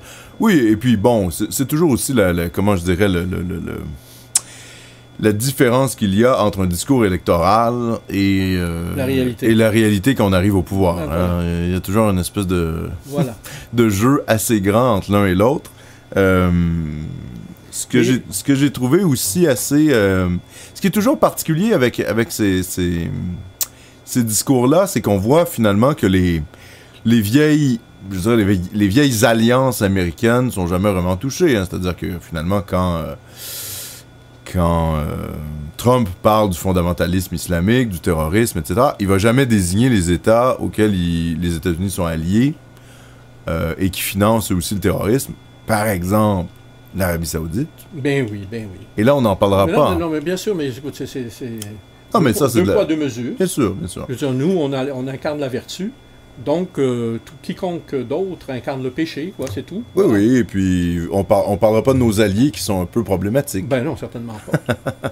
qui abritent quelques cadavres dans leur placard. Oui, quelques-uns, disons. OK, des disons ça cadavres comme ça. gênants, quand on Ouais. parle de l'Arabie Saoudite, qui sont effectivement très gênants. Alors que le discours d'Emmanuel Macron était pas du tout un discours axé sur la souveraineté nationale, mais vraiment un discours globaliste, Ouais. un discours mondialiste, où on faisait l'apologie d'un espèce de monde uni, sans frontières, vraiment dans la doxa mondialiste, tandis que du côté de Trump, on était dans des ambiguïtés, mais quand même dans une défense de la souveraineté nationale. Ouais. Et c'était intéressant de voir finalement l'opposition entre mais là, mais les... de toute façon, c'est pas compliqué. Sur cette les présidents question-là, qui viennent la d'être France est élus. toujours en retard de quelques...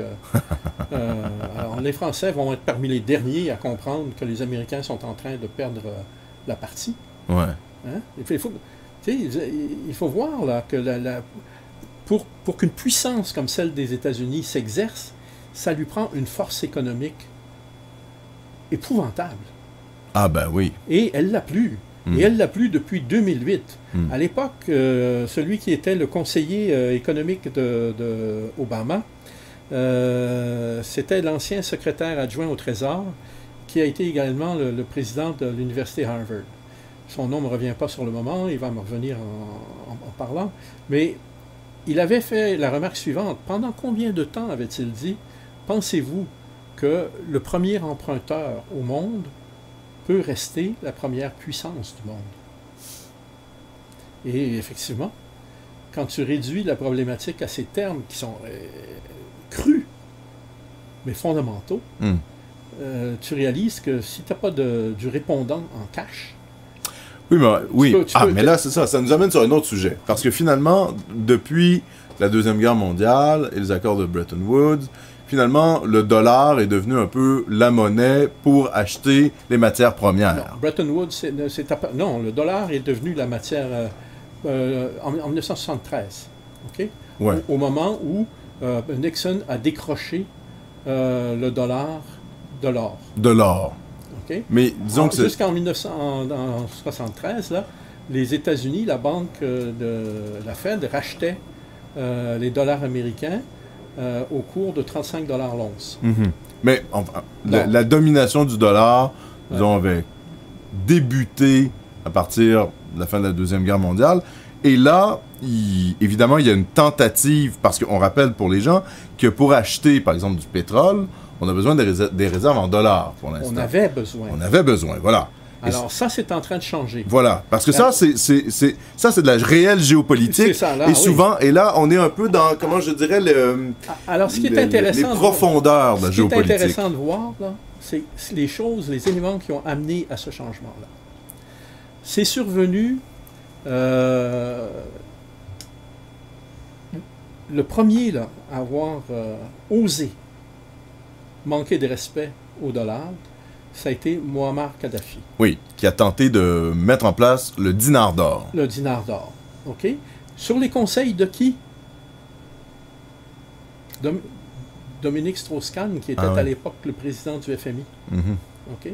Et qui s'est fait, comme on le sait, tasser dans une histoire de mœurs qui a été entièrement orchestrée, fabriquée. Ah! Ben oui, on a exploité sa faiblesse. Et puis on... Ouais, enfin, c'était pas la première fois. Hein. Non, il traînait des sacrées casseroles, Strauss-Kahn. Oui, bon. Mais c'est un imbécile, on se comprend. C'est un bonhomme remarquablement intelligent, mais c'est un imbécile. Il manque de jugement. OK? Puis alors, il est comme... il y a juste ça... Bon, on va pas rentrer là-dedans. OK? Terrain glissant. Donc, lui, il s'est fait débarquer à cause de ça. Kadhafi, il s'est fait zigouiller. Ah ben, Kadhafi, il n'est plus là. Ouais. Il n'est plus là. Hein? Bon. Et d'ailleurs, là, c'est le chaos en Libye. Hein. Bon, et puis alors... C'est pas pour le mieux, après là. ça, c'est l'Iran qui a commencé à avoir... Ben, il y avait des sanctions. Oui. Alors, l'Iran a commencé à chercher des moyens... De se sortir de la domination du dollar. C'est ça, et de pouvoir vendre son pétrole dans d'autres devises et qui est parvenu à le faire avec la collaboration de la Russie et de la Chine. OK? Puis là, maintenant, on a annoncé cette semaine que le Venezuela cessait de vendre son pétrole en dollars. Il faut comprendre que le plus gros producteur de pétrole au monde, le pays qui a les plus grosses réserves de pétrole au monde, c'est pas les États-Unis, c'est pas l'Arabie Saoudite, c'est pas la Russie, c'est le Venezuela. Alors, imagine... Mais en termes de réserve. Oui. Pas en termes de production. Ben, ils sont un très gros acteur sur la production. Ah, ils sont très... Oui. Mais je veux dire, c'est pas le premier producteur, c'est le premier pays en termes de réserve de pétrole. Et de capacité de production. Oui, ultimement, oui. Bon. C'est énorme. Et puis, les Américains ont de gros intérêts au Venezuela. Bien sûr. Et mon ancienne compagnie, Texaco, qui est aujourd'hui Chevron, OK? Qui est fusionnée avec Chevron aux États-Unis.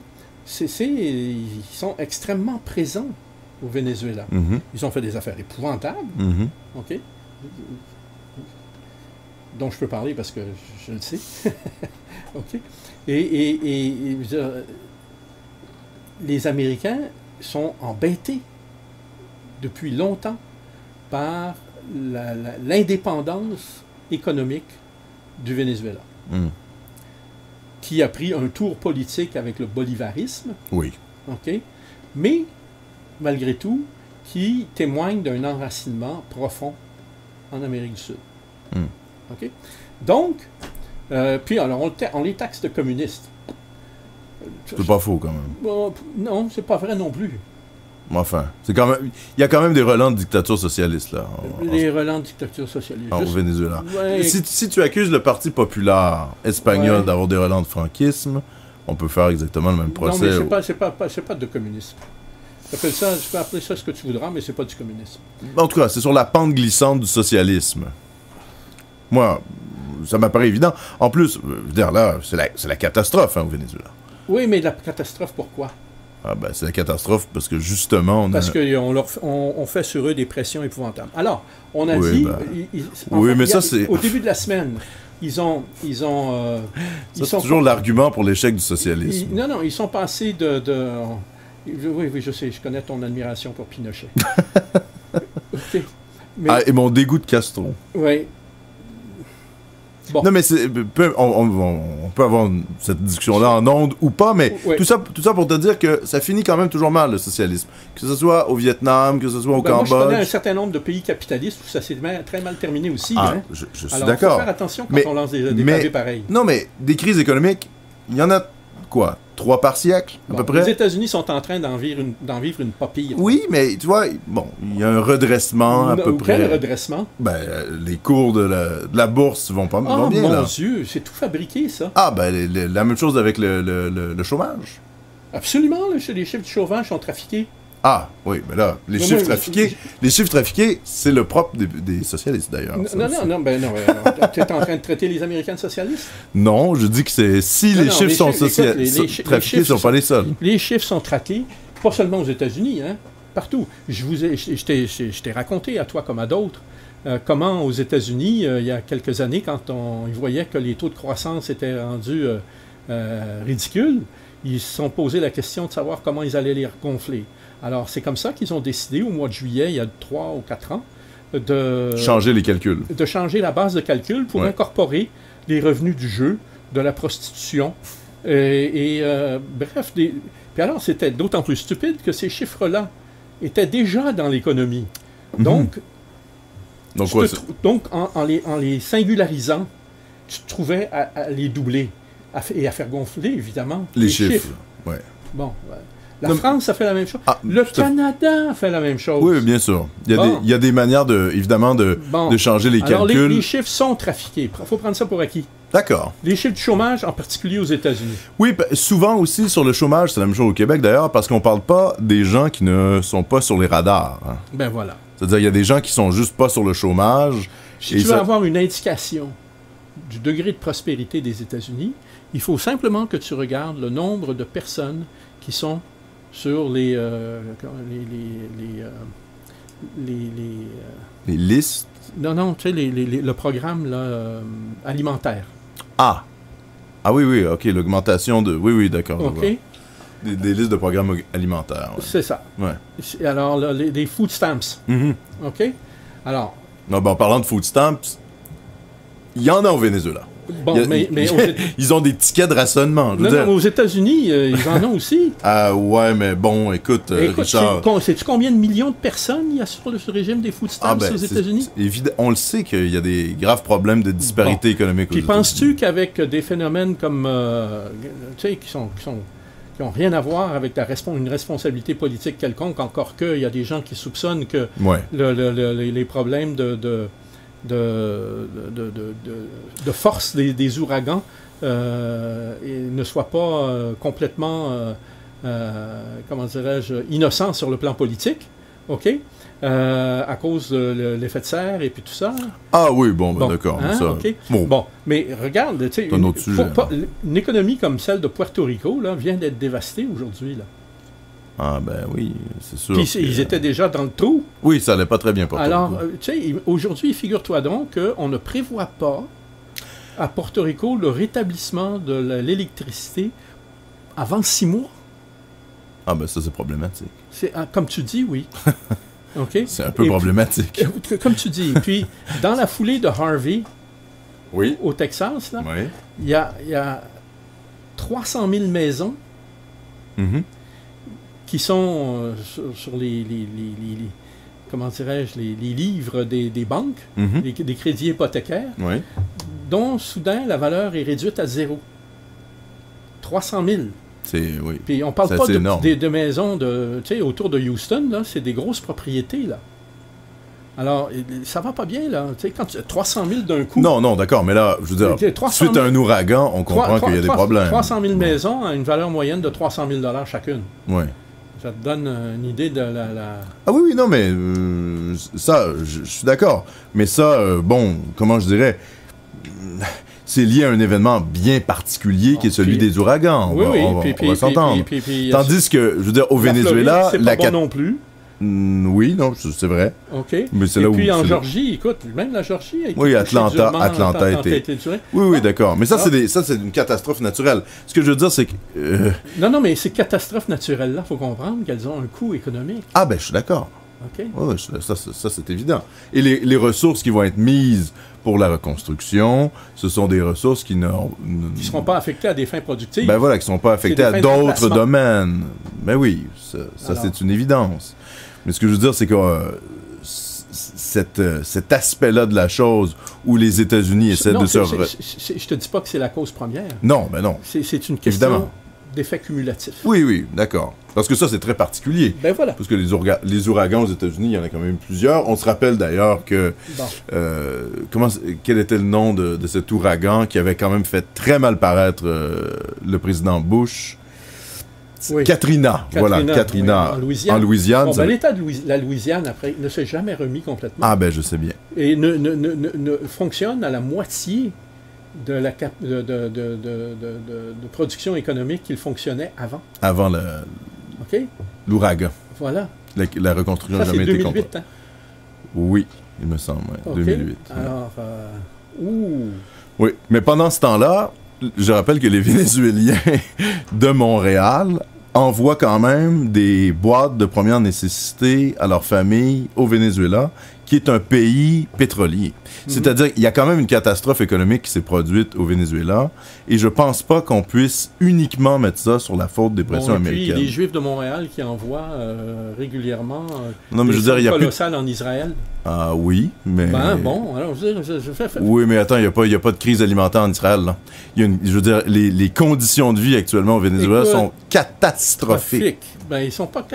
C'est pas en raison d'un désastre écologique, c'est en raison d'un désastre économique par un régime socialiste. Enfin, bref. Bon. Non, on n'est peut-être pas d'accord là-dessus. On peut... Non, c'est pas une question de ne pas être d'accord. C'est une question qu'à un moment donné, il faut mettre tous les faits sur la table. Et puis là, on n'en met qu'une partie. Bon. Mais ça va. Allons voir ce qui se passe du côté de la Syrie à l'heure actuelle. Ben là, s'il y a un endroit où on a vu qu'il y avait une défaite, je dirais, géopolitique américaine, incroyable. C'est évident que c'est sur la question de la Puis Syrie. c'est pas juste une défaite géopolitique américaine, c'est aussi une défaite géopolitique pour Israël. Oui. Majeur. Oui, et un repositionnement aussi des alliés. La Syrie a forcé la Turquie aussi à se repositionner. Complètement, donc, c'est renversant. Oui, tout à fait. Un renversement incroyable, là. Et les Russes ont réussi à se mettre, disons, dans le centre du jeu politique au Proche-Orient grâce à leur victoire par leur appui au régime de Bachar el-Assad, qui finalement réussit de jour en jour à reprendre le territoire sur le territoire national. C'est d'ailleurs ce qui m'a semblé le plus problématique dans la position de Trump, de son discours à l'ONU. C'est-à-dire que c'est cette espèce d'ambiguïté. Éradiquer l'État islamique, Daesh, ISIS en anglais, concrètement, ça veut dire quoi? Ça veut dire soutenir le régime, le seul régime légal qui est sur place, c'est-à-dire celui de Bachar el-Assad. Pour moi, c'est un peu une contradiction. Oui, voilà, c'est une évidence. Alors, comment vouloir éradiquer les islamistes en ne prenant pas parti pour la seule force qui, effectivement, agit dans ce sens-là? Tu vois, les Américains avaient lancé un avertissement aux Russes de ne pas franchir l'Euphrate en direction de Raqqa. Après la prise de Deir ez-Zor. Puis les Russes sont allés avec les Syriens et puis ils sont en route vers Raqqa. C'est Raqqa là, qui va être le prochain bastion à attaquer. Et là, quand les affrontements risquent d'être vilains et de faire apparaître de vilaines choses. Et d'ailleurs, d'autant plus qu'il y a des Kurdes dans ce coin-là. Ben, c'est ça que j'allais dire. Ça rejoint ce qu'on disait la dernière fois, parce que oui, il y a le référendum. Oui. Alors, il y a des gens qui nous ont reproché d'avoir été un petit peu techniques en parlant du problème kurde la semaine dernière. Tout à fait. On va essayer de corriger la chose en donnant un peu plus de précision. Oui, parce que finalement, la question kurde, rappelons juste un peu là que les Kurdes, c'est une minorité principalement linguistique, c'est une minorité nationale, ce n'est pas une... As-tu idée de l'ordre de grandeur? Tu veux dire en termes de millions? Ouais. Non, quelques dizaines de millions. On n'est pas loin de 20 millions. Hein? Ah oui, c'est ça. Oui, voilà. 20 millions à peu près. Alors, ces 20 millions de gens sont suspendus sur 4 pays. Exact. OK? La Turquie, la Syrie, l'Irak et l'Iran. Voilà, exactement.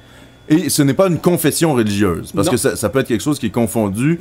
Les Druzes, par exemple... Ça, c'est vraiment une minorité nationale. Voilà, les Druzes, ça, c'est une minorité religieuse. Les Kurdes, on est vraiment dans une minorité, c'est ça, nationale, il y a une langue kurde, etc. Et ils veulent, finalement, former... un Kurdistan. Un État... Il y a juste un problème, personne ne veut leur céder le territoire. Ah, un petit problème. C'est un gros problème. Ben, en fait, il y a certaines personnes qui auraient intérêt à ce que ça se produise. Qui? Ben, peut-être les États-Unis. Les États-Unis et Israël. Voilà. OK, c'est clair. Peut-être les États-Unis et Israël. Tu sais, le Kurdistan, là, la portion la plus riche du Kurdistan, c'est celle qui est en Irak. Et c'est là, évidemment, Kirkuk, là, c'est là que Mossoul, pardon. Oui, Mossoul, oui. OK. C'est une région pétrolifère. Pétrolière. Pétrolière, oui. C'est ça. Il y a des champs pétrolifères. Il y a des champs pétrolifères, mais c'est une région pétrolière. C'est ça. Et d'ailleurs, c'est une des raisons pour lesquelles, finalement, il y a quand même une assez grande tension entre les Kurdes irakiens et les Kurdes... et le gouvernement irakien central, Bagdad, C'est ça. parce qu'il y a une demande de plus en plus grande d'autonomie de la part des Kurdes irakiens, qui va même jusqu'à une demande d'indépendance. Et évidemment, pour les États limitrophes, qui eux aussi ont des minorités kurdes, ça pose des problèmes pour l'unité nationale, notamment en Turquie. Parce qu'il y a un grand mouvement séparatiste kurde en Turquie qui a affronté à maintes reprises et de manière violente et militaire le pouvoir turc. Oui. Notamment le PKK. Ouais. Qui Mais est... là, c'est parce qu'il faut que tu comprennes aussi qu'il y a de l'histoire là-dedans. Ah ben, c'est évident. Et puis que les Kurdes ont joué un rôle particulier dans le massacre des Arméniens. Oui.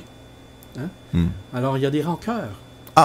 Oui, ça c'est évident. Il y a des vieilles rancœurs historiques. Oui, et c'est assez particulier parce que pour m'être rendu en Turquie, je peux vous assurer que les Turcs ont un rapport très particulier aux Kurdes. Hein. C'est-à-dire qu'il y a même jusqu'à une négation de l'existence des Kurdes. C'est-à-dire que pour des Turcs très nationalistes dans la tradition... Ben oui, mais parce que pour une raison bien simple, c'est que les revendications de Kurdes menacent l'intégrité territoriale. Territoriale turque. Oui, tout à fait. Bon. Et pour les Turcs les plus en phase avec la pensée du père, finalement, de la Turquie moderne, qui est Mustafa Kemal. Atatürk, ce qu'on appelle les kémalistes en Turquie, c'est une hérésie de même dire qu'il y a un peuple kurde. Ce sont des gens qui refusent absolument, même la dénomination. Pour eux, ce sont des Turcs des montagnes. C'est ça. C'est comme ça qu'ils règlent la question. Donc, il faut bien comprendre que la question kurde, oui, affecte l'Irak, mais affecte aussi largement les revendications des Kurdes en Turquie. Et que finalement, ça explique aussi le revirement, le retournement d'Erdogan sur les alliances qu'il avait au Proche-Orient, notamment son hostilité à Bachar el-Assad, qui aujourd'hui est beaucoup plus tempérée qu'elle ne l'était il y a quelques années. Ben oui, en effet. Et puis, ensuite, il faut comprendre que les Kurdes d'Iran sont dans une toute autre situation. Et en fait, ceux-là ne seraient probablement pas tentés par l'aventure nationale si on ne leur faisait pas miroiter la possibilité que l'exercice réussisse et que le Kurdistan soit une nation très prospère, soutenue par les États-Unis et Israël. Mm-hmm. Avec finalement la question du pétrole. Toujours. C'est la clé. Qui est assez centrale parce que finalement, ça permet de désenclaver des États arabes, ou en tout cas arabes, et je dirais le turcs pétrole sert et iraniens. de levier politique. Oui, tout à fait. Et d'ailleurs, c'est pas la première fois que ça se passe, hein, parce que les Britanniques ont déjà... c'est toute l'histoire. Ah ben oui, ils ont tenu des promesses envers les Kurdes pour leur donner un État souverain depuis des décennies, hein, au début du 20e siècle. C'est toute la question de la stratégie établie par Laurence d'Arabie. Oui, ça remonte effectivement à la Première Guerre mondiale. Et ensuite, et à l'éclatement. La conclusion de l'entente Sykes-Picot entre la France et la Grande-Bretagne. Et l'éclatement de l'Empire ottoman. La formation subséquente de l'Aramco, la Arabian American Oil Company, OK? Et comment ce conglomérat pour le développement de l'industrie pétrolière a fini par développer une puissance politique qui dépasse largement les capacités même des populations. Oui. C'est plus gros qu'eux. Oui, bien sûr. Ben oui, totalement. Hein? Et les intérêts en jeu aussi sont énormes. vraiment gigantesques. Est-ce que tu veux finir sur une autre note, Richard, que la série ou Ben écoute, là, on est rendu, on était presque à l'heure. On va rajouter, peut-être faire quelques commentaires au sujet de ce qui se passe. On a parlé de la France. Bien sûr. L'Allemagne. On va avoir des élections dans quelques jours. Ah oui, d'ailleurs. C'est Hein? vrai. C'est bel et bien vrai. Angela Merkel risque de demeurer chancelière. Ça. Elle risque de demeurer chancelière, mais elle risque de devoir mettre beaucoup d'eau dans son vin. On va suivre ça. On va voir, parce qu'il y a une troisième force là, qui est en train d'émerger et qui va être en position d'exiger un certain nombre de choses. Alors, je vous rappelle quand même d'aller sur le site de Vigile, d'aller voir l'article, l'éditorial de M. Lehir, de Richard. Le compte à rebours est commencé. Le Québec français disparaîtra en 2035. Lire l'article. Si vous avez le temps, lire l'étude, ne serait-ce que la conclusion de l'étude, et la diffuser le plus possible. Ça serait votre acte patriote et militant de la semaine. Parfait. Et en fait, il est tellement important que ça pourrait être votre acte politique des 3 prochains mois. Oui, tout à fait. Hein? Ouais. OK. Ben, merci beaucoup, Alexandre. Merci à toi, Richard. Merci à nos auditeurs. La fin. Alors, on vous rappelle que vous étiez à l'antenne de radioinfocité.com, l'émission Point de bascule du mercredi 20 septembre. Et on vous remercie d'avoir été avec nous. Si vous avez des commentaires, n'hésitez pas à nous les envoyer. Comme vous voyez, on en tient compte. On veut aussi, avant de vous quitter, s'excuser pour la semaine dernière, les ennuis techniques que nous avons connus lors de notre première émission de la saison. Et j'aimerais pouvoir vous dire que ça ne se reproduira plus. Mais on prend la ferme résolution que ça ne le fasse pas.